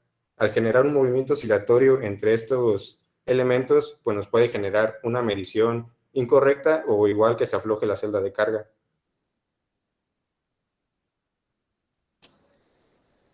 Ok. La siguiente pregunta la hace Axel y dice, ¿cuáles fueron las mayores complicaciones al desarrollar dicho proyecto? Pues de igual manera, creo que el poder acoplar el disco con el acople y que este gire de manera prácticamente perfecta es una de las más complicadas, ya que el disco tiene 4 perforaciones por las que es sujetada al disco, entonces se debe de balancear perfectamente el disco con el acople y a su vez acoplarse al eje del motor. Eso es lo más complicado al momento de realizar el ensayo, porque la instrumentación no es tan complicada debido a que se utilizó el Arduino y sensores para Arduino. Ok, hay otras preguntas. Pregunta Marcela, ¿puedes mencionar algunos beneficios de la máquina? Sí. Se decidió principalmente desarrollar una máquina de desgaste Pin-on-Ring, ya que si buscan en trabajos realizados, se trabaja bajo la norma G99, pero deciden desarrollar principalmente máquinas Pin-on-Disk. Se trabaja bajo la misma norma, pero cambia el sentido en el cual es aplicada la fuerza y en donde se ubica el pin muestra y dimensiones del disco y de la muestra principalmente. También los mecanismos que se encuentran realizados por algunas instituciones o que se venden incluso en el mercado, el peso o carga aplicada se aplica de manera, pues se puede decir, muy rudimentaria, ya que se puede hacer como con los discos PESA que usan para las básculas, por ejemplo, de la tiendita de abarrotes. En este caso, al aplicar las varillas roscadas, se disminuye o se tiene la ventaja de que no dependes de las dimensiones para que se hicieron en el disco, sino puedes tú darle incrementos muy pequeños dependiendo de cuánto sea el apriete que generes con tus varillas roscadas. Ok, la siguiente pregunta es de Roberto, hace mención, pregunta, ¿no tuviste problemas con el circuito en el protoboard? No, como se mencionó, el protoboard la única función que hace es alimentar de 5 volts o GND los sensores. Como no sé si tengan conocimiento o han usado el Arduino, solo tiene alimentación de 5 volts y 3 volts. Entonces, todos los sensores que usamos se alimentan con 5 y se requiere del GND. Igual el Arduino no tiene tantas pines de GND como para alimentar todos los sensores utilizados. Por eso se utilizó el protoboard, nada más con ese fin de alimentar los sensores. Ok, y la siguiente pregunta es de Neftalí. ¿Cuál fue el presupuesto que utilizaron para realizar este proyecto? Pues nosotros como alumnos de la institución, Instituto Tecnológico Superior del Sur de Guanajuato, no pusimos ningún peso ya que fue financiado por la escuela y muchos de estos materiales son existentes o que la escuela contaba con ellos. Tal es el caso del motor eléctrico, variador de frecuencia, el perfil Bosch lo tenía todo completamente ahí, el acrílico con el cual está cubierta la protección para el usuario, de igual manera, todo estaba ahí. Y los sensores, nosotros le pasamos la lista a ellos y ellos los cubrieron con los gastos, ya que la máquina fue desarrollada para esta institución, ya que no cuenta con esta máquina. Y nosotros somos de la Coordinación de Ingeniería en Sistemas Automotrices, por lo tanto, resulta sumamente importante analizar materiales y obtener resultados tribológicos sobre su desgaste por deslizamiento a través de esta máquina. Ok, hay otra pregunta. Freddy pregunta, ¿se podría hacer un PLC también? ¿Y qué ventajas tendría en Arduino? Sí, efectivamente. Principalmente nosotros elegimos trabajar con Arduino por su simplicidad de programación, además de la reducción de costos, ya que los sensores pues, son sumamente económicos. Y queríamos demostrar que haciéndolo con una plataforma libre y que se considera sencilla, se puede realizar esta máquina y obtener resultados pues, favorables comparados en una etapa posterior con los reportados en la literatura.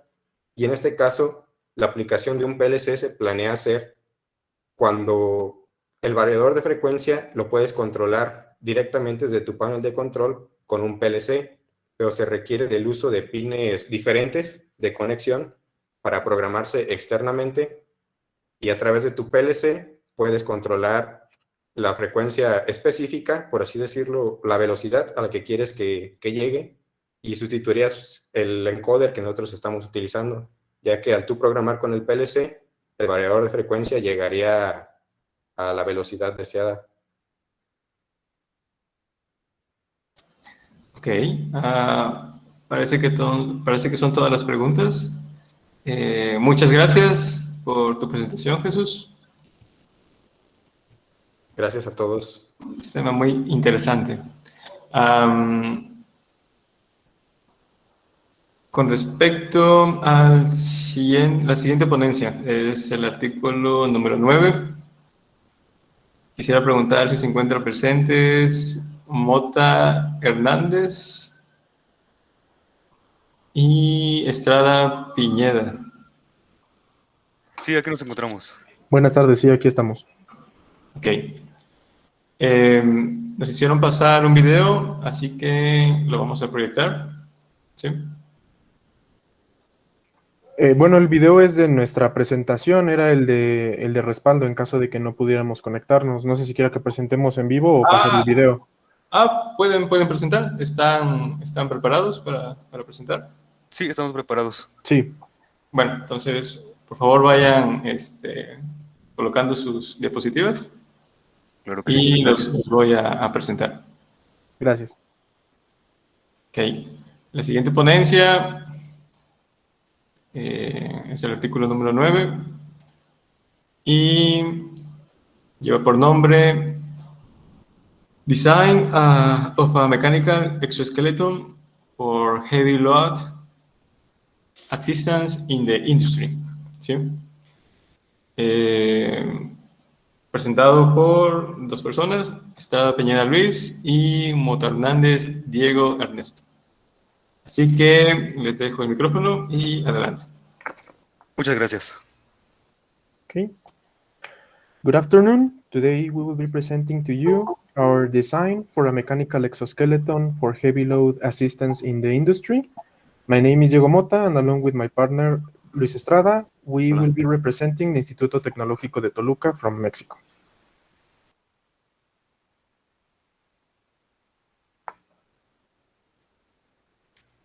When analyzing the current state of the industry, mainly in our country, Mexico, we observed that the most manual workers were exposed to insecure work conditions, especially regarding the management of heavy loads. Therefore, we set our goal to design an exoskeleton that will not only be cheap to produce, but be effective at helping the workers in compliance with the Mexican regulations and ensuring safe operating conditions. This design was made in both SolidWorks 2017 and 2019 versions. It has a beam-based structure in mind, and to prove the effectiveness of the pieces in the assembly, we ran simulations for static loads capped off at 300 newtons, all with the objective of providing workers with a reliable, cost-efficient, and easy-to-operate exoskeleton that would aid them effectively in load management. Since the design is intended for industrial application, the selected material is aluminum-based alloy 1060, mainly because of its mechanical properties and low cost. We also choose aluminum because this metal doesn't have magnetic properties, ensuring the workers won't be affected by the machinery that could be around them. To ensure the design will be in compliance with national regulations, we referred our values to the NOM 0361 STPS 2018, a Mexican regulation involving load management are ergonomic in the industry. Stated in regulation, the average person between 18 and 45 years old with a proper health can support a maximum load of 25 kilograms without assistance. Therefore, the proposed load is around 30 kilograms. Another study that has been referred to in this design was done by the University of Guadalajara in 2018. This study, known as Anthropometric Dimensions of Latin American Population, was our base for the measurements in the exoskeleton. We utilized the dimension values obtained in the group from 18 to 65 years old industry workers to ensure that most of the current workforce in the country will be able to utilize this exoskeleton properly and without any issues. We utilized these values to estimate an average height in workers of between 1.7 to 1.8 meters tall. And with these estimates, we designed the rails located in the legs to be 32 centimeters long. These measurements will be utilized to accommodate both the calf of the worker and allow for the movement of the spring shown in your screens. This spring will absorb most of the load in the lower section of the exoskeleton. And for the feet support, we designed it so it can accommodate shoe sizes from 26 to 30. It will utilize an adjustable strap, so it can be utilized by different people at the same time. For ease in assembly and for joint design, the torso was divided into upper and lower sections, with the upper torso measuring approximately 82 centimeters in length. The upper torso holds the arm assembly and raise similar to the ones in the legs, to aid with a load distribution. The arm assembly measures approximately 75 centimeters in length, from the shoulder to the tip of the wrist, with the wrist adapter having a diameter of 7.5 centimeters, aided with an adjustable strap for the wearer's comfort. By utilizing a static load simulation analysis, our first two graphs show the bond misses limit for a point of failure. The results tell us that the spring assembly in both legs and arms never reached the point of failure in the bond misses scale, therefore ensuring that the exoskeleton structure is prepared to bear a load of over 300 newtons without issues. Our second pair of graphs shows the amount of deformations in the assembly when the load is applied, showing that the greatest deformation is present in the upper assembly, with a value of approximately 6.7 in the dimensionless scale, and with a critical deformation limit at over 8. Therefore, ensuring that even if the assembly suffers some deformations after the load is removed, it will return to its original form, without any issues. Okay, so it is important to point out that this design in its current state is purely theoretical because of the worldwide pandemic situation and the fact that schools remain closed here in our state, in Mexico. The creation of a functional prototype hasn't been in our possibilities. according to both of our simulations, the information gathered, and the specifications present in the Mexican regulations, we can assume that this design fulfills its intended role. And as commented previously, the physical prototype hasn't been made, so therefore one of our main goals at a short term is to do it physically. And based off this physical prototype, we will be doing measurement and tolerance design adjustments, along with joint movement improvements, based off some ideas that came up after the writing of this article. Also, we intend to try out different aluminum alloys or even different alloys in different materials to find more cost-effective ways of manufacturing this exoskeleton. Finally, we want to investigate about the international ergonomics regulations to ensure this design can be produced and utilized properly in different countries besides Mexico. We would like to thank you for your attention, your time. We will now be answering any questions, comments, or suggestions you might have.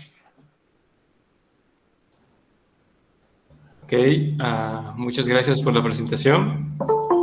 Pueden hacer las preguntas en inglés o en español, no hay ningún inconveniente. Hay una pregunta. Sí. Dice, pregunta José. Hola, de acuerdo a sus resultados de simulación, ¿cuáles son las partes más críticas de su exoesqueleto? Claro, hola José. Las partes más críticas de nuestro exoesqueleto, acorde a la simulación, como comentamos en la presentación, dividimos el torso entre la sección de arriba y abajo, y las partes más críticas definitivamente fueron las partes de arriba. A pesar de esto, en la simulación pues soportó las cargas aplicadas, entonces pues eso es útil. Sí, como complemento, me parece que te refieres más bien a las partes localizadas ya dentro del exoesqueleto. Los esfuerzos se concentraban principalmente en la parte trasera de las piernas, lo que sería atrás de nuestras rodillas, y abajo de los hombros, en la parte de los laterales. De hecho, por eso ahí están ubicados los resortes que van a soportar las cargas, y ya con el diseño de vigas se distribuye la carga equitativamente. Entonces, a pesar de que ahí están concentrados los esfuerzos, es donde se presentan las menores deformaciones por la posición de los resortes. Ok, José hace otra pregunta. ¿Creen que es importante incluir un estudio de fatiga? Sí, nosotros corrimos un estudio también de la fatiga, la parte que es el punto de flexión en la escala de von Mises. Creemos, por lo que le comentábamos en las simulaciones, sí aguanta lo que es la carga y las deformaciones son mínimas, pero si intentamos usar cargas mayores, sí es importante hacer el estudio de fatiga para confirmar no solamente que las deformaciones sean pocas, sino también que no vaya a haber partes de fracturas o rotura de la parte de tornillería, que es la parte que terminaría siendo un poco más frágil. Ok, gracias. ¿Alguien más que tenga alguna otra pregunta sobre el tema?